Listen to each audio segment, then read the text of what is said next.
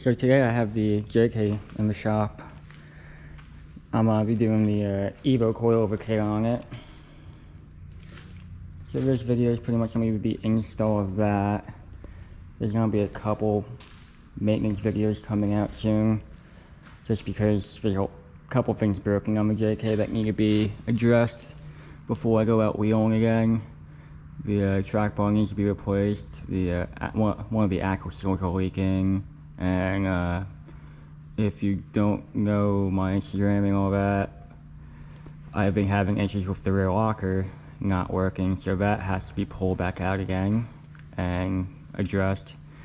But just for this video, we're going to be doing the coilover kit. So I'm going to get this jacked up and torn apart, and we'll see how it goes.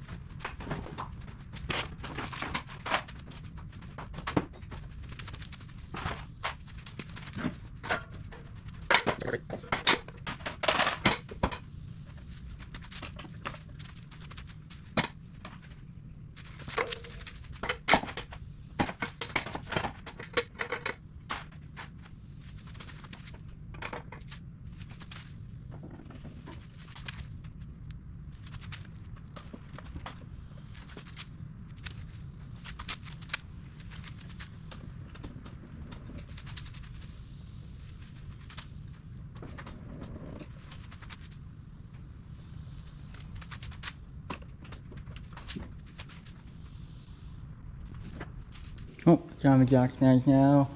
Now I just have to take the inner fenders off, take the shocks out, take the coils out, and then we can get going on it. So the Evo kit comes with the 2 coilovers, all the mounting brackets and all that, all the hardware. And with mine, I changed the spring rate so it doesn't sit like 10 feet tall like almost every other two-door JK on bolt-on coilovers. So we'll see how that works out. I just took a guess at my spring rate. So we'll see if it's enough. We'll see if I went too low with the weight or if I went too much with the weight. But I'll see when I get the Jeep back on all 4. If anything, for the time being, I can replace my rear coils. I have it's like a rock crawler 2.5-inch coils for the rear.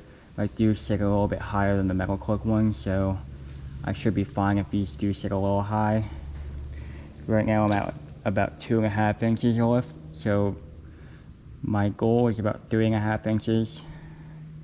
And with the 37s, that should be perfect for belly clearance and all that.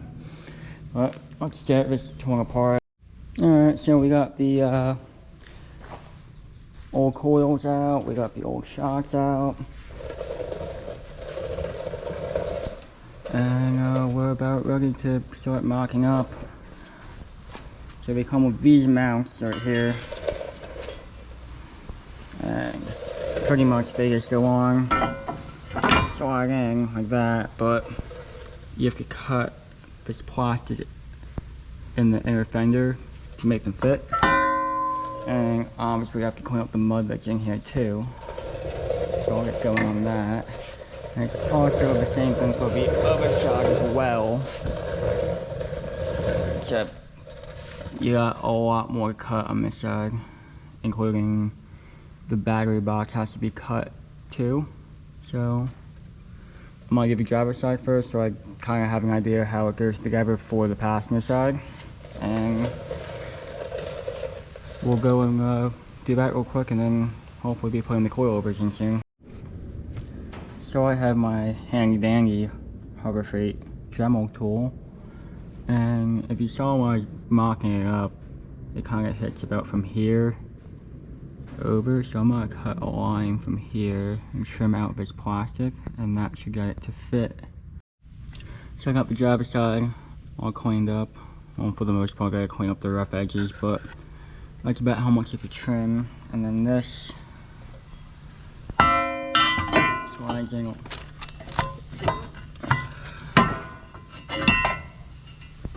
Sliding like that. That's where the coilover now sits.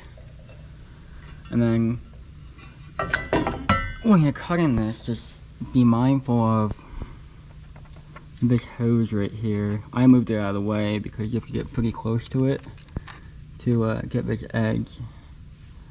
So now I just have to mark it up, put the hardware in, drill the holes, and then I'll be able to bolt in the coilover. The other thing is how this is set up. The instructions tell you to drill from the bottom.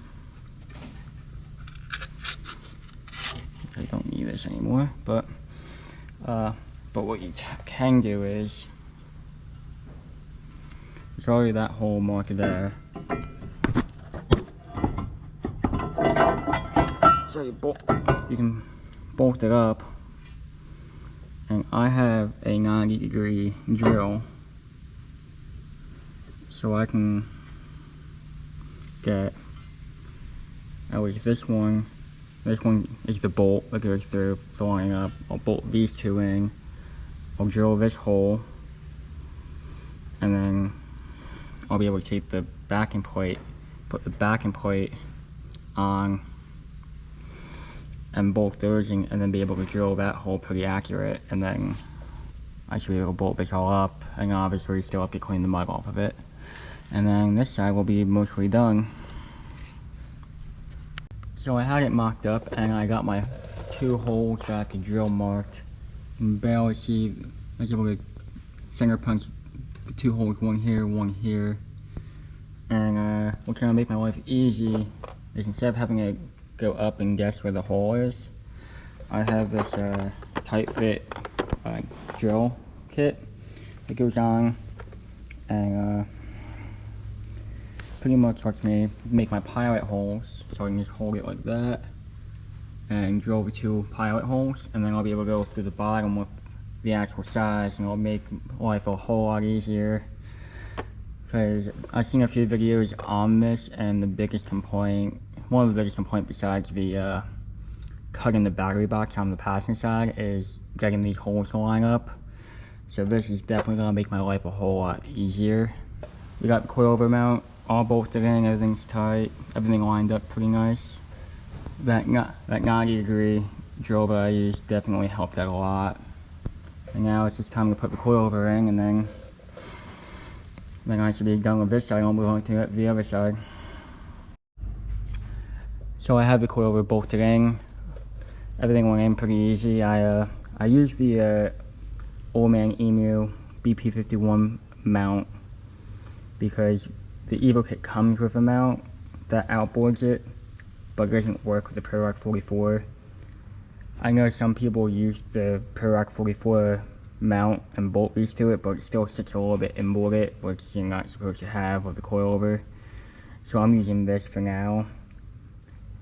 If you don't have this, you can always get a new shock mount and weld it on. So I got the battery out, so we're going to do some cutting. And on this side, it's going to need a whole lot more cutting than the other side.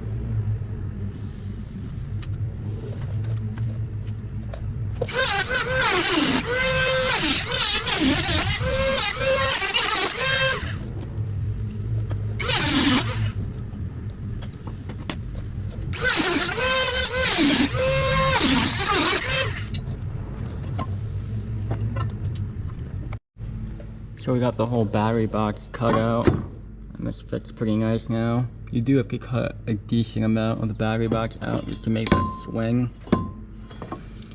So just make sure you take the battery out before you start cutting, or else you're not gonna have a good time. Now it's just time to mock it up while you're on the other side and then drill the holes.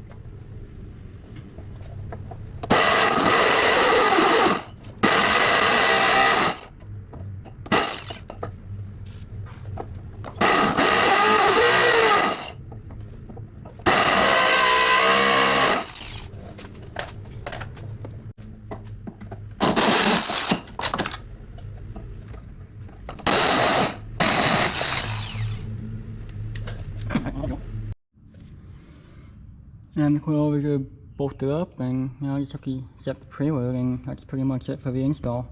I'll have to just adjust my rod height when I put the rear coils in. So I have it on the ground, and I actually don't have to change the rear springs. It's actually pretty much sitting perfect at 2.5 inches all the way around. I also threw in the track bar. I didn't videotape me putting that in. It's just as simple as the track bar gets. So other than that, still have to do an axle seals in the front. I have to take the rear diff apart for the locker. And I think in a future video I'll do modify my R-Tech inner fenders to fit with the Evo kit.